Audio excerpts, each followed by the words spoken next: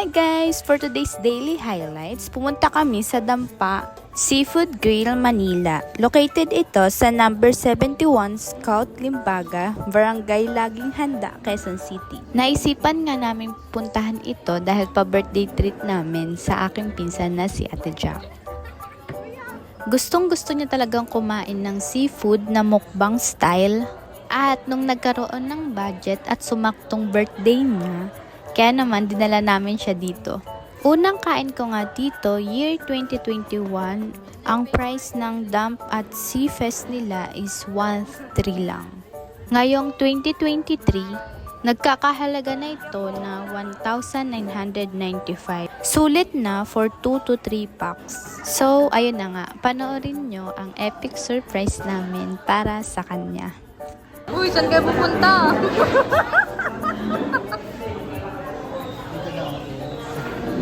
Hi guys! So, pupunta kami sa Dampa dito sa Quezon City. So, hindi alam ng isang kasama namin na surprise namin Ate siya Jack. para sa kanyang birthday. So, ang pagkakaalam niya, papasama lang ako para bumili ng pagregalo. Pero hindi na alam na surprise birthday pa ito. Kasi ito tuloy gusto niya kumain kami sa Seafoods. So, ibibigay namin yung gusto niya. Bye-bye! Ayan ang Kuya!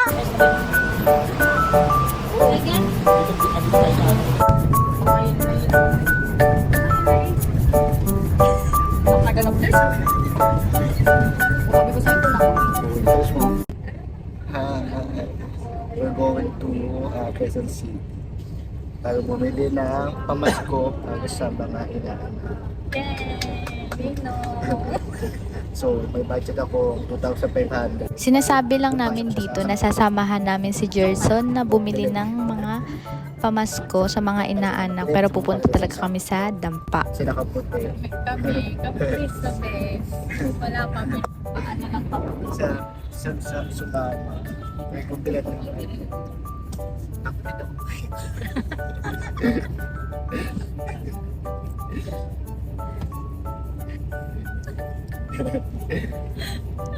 So, mamaya ipapakita namin sa inyo yung nabili tsaka yung aming bibili sa city. So, PRD mo na guys. Galing Monumento Carousel, bumaba kami sa Quezon Hub para dun sumakay ng taxi papuntang Dampa. Wala pa siya alam sa mga nangyayari. Wala pa siyang ideya sa gagawin namin.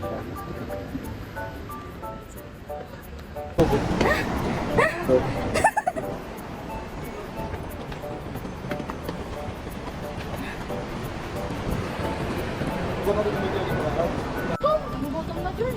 Okay lang ba? Uhaw. Uhaw ka lang muna. Guys, wala pa Kamuntikan pa nga mahulog sa hagdan. Kaka-vlog mo yan, Jai.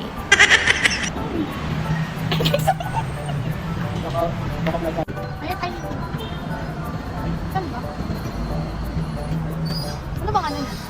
Nakasakay na nga kami sa taxi papunta sa Dampa. Si Ate Jack wala pa ring ideya sa mga nangyayari. Medyo kinakabahan nga ako niyan kasi nakalimutan ko na yung drop off point ng Dampa. Sana lang talaga ibaba kami ni Manong sa mismong tapat ng Dampa.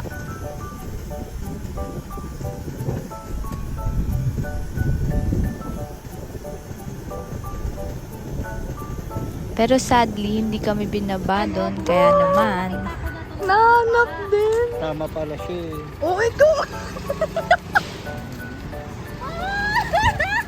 Ay. Hintayin pa tayo. Hintayin pa natin yan. Tanong natin. 11 pa yan. Dito, may ano dyan eh. Dito kami naghintay. Ay, wala na.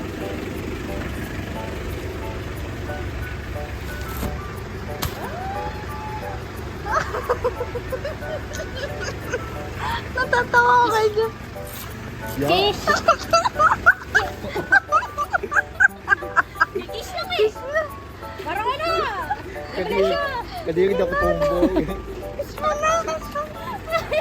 Ayaw.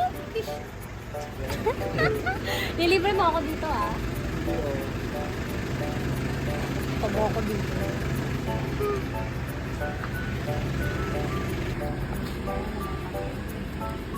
Uy, dito pa rin yun. Ayun, tanong.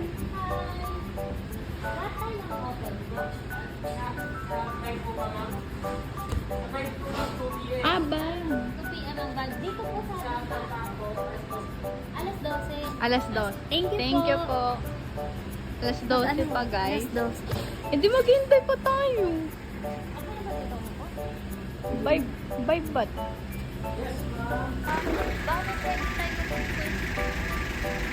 Dampa. So, andito po tayo ngayon sa ating talk show. Kung saan ang gandang lahian. Kamusta naman ang experience nyo dito? Kami pa natanong mo. Anong masasabi mo sa aming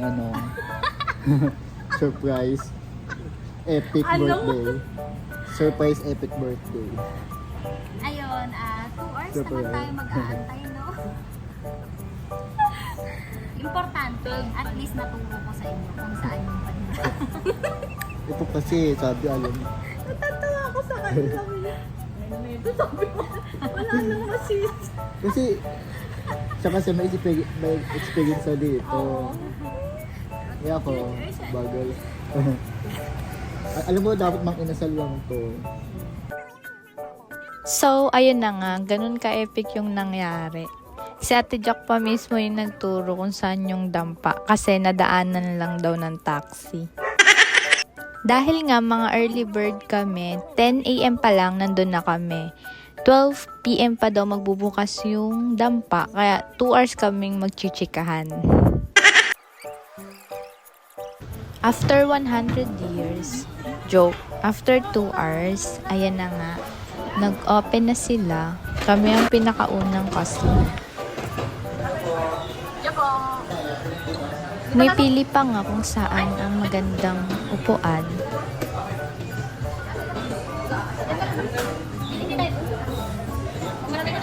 Di ba magtatapos?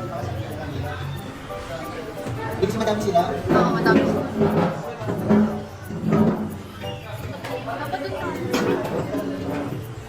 Dito.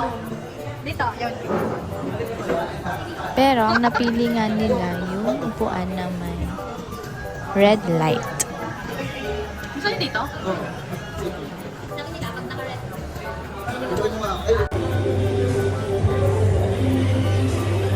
Yeah.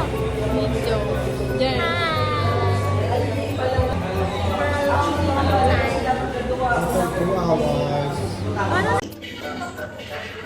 Si Kuya.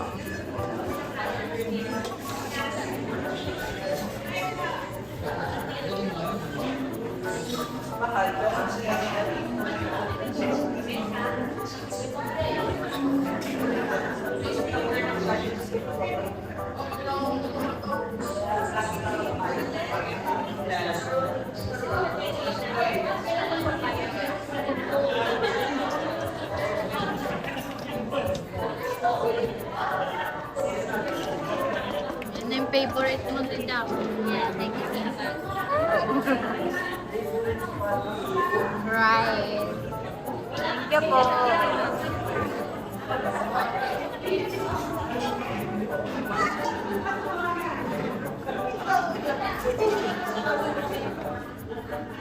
Pagkaupo pa nga lang namin ay nag-order agad kami, kaya naman kami ang unang na-servan. Kaya ito, for the lamon agad ang mga person. Walang usap-usap, galit-galit muna tayo mga besh. In-order nga pala namin ang pinakasikat nilang menu, ang Dump at Seafest. Sa halagang 1,995, meron ng pinagsama-samang shrimp, crab, mussel, and clams plus corn. Syempre, meron na rin itong drink, 2 liter of fish ball mocktail. Good for 2 to 3 packs. Plus only rice. Wow! Mas pinasarap pa to dahil ang kanilang Seafest ay may iba't ibang flavor. Syempre, ang pinili namin ang pinaka-bestseller sa kanila ang Cajun Spice. At syempre, meron din silang mga level of spicy. Sa sobrang hilig naming tatlo sa maanghang, kaya go for the level 3. Swak na swak at sulit na sulit nga ito sa triyong magkakaibigan. Sobrang busog na at sobrang sarap pa. Sakto at pasok na pasok ang lasa sa mga seafood lover dyan. After ilang minuto nga namin kumain at charan! Yan na nga yung itsura. At syempre, siya na naman yung huli. Tidya, kaya pa? Anong tawag kaya Tidya? Yung waiter? Yan na po, yung itsura. Before and after. Ito pa, hindi pa tapos. After nga namin kumain sa dampa at mahilo, char. Ano? Pumunta naman kami sa Quezon City Memorial Circle o tinatawag na Quezon City Circle. Sobrang na-amaze naman ako sa underground entrance dito. Kasi punong-puno ng arts o magagandang drawing ang paligid nito.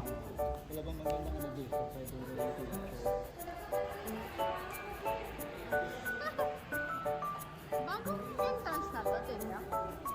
Ito? Ano ba to? Hindi ko alam, wala nang O siya, pasilip lang to guys. Hanggang dito na lang. Thank you for watching. Bye-bye!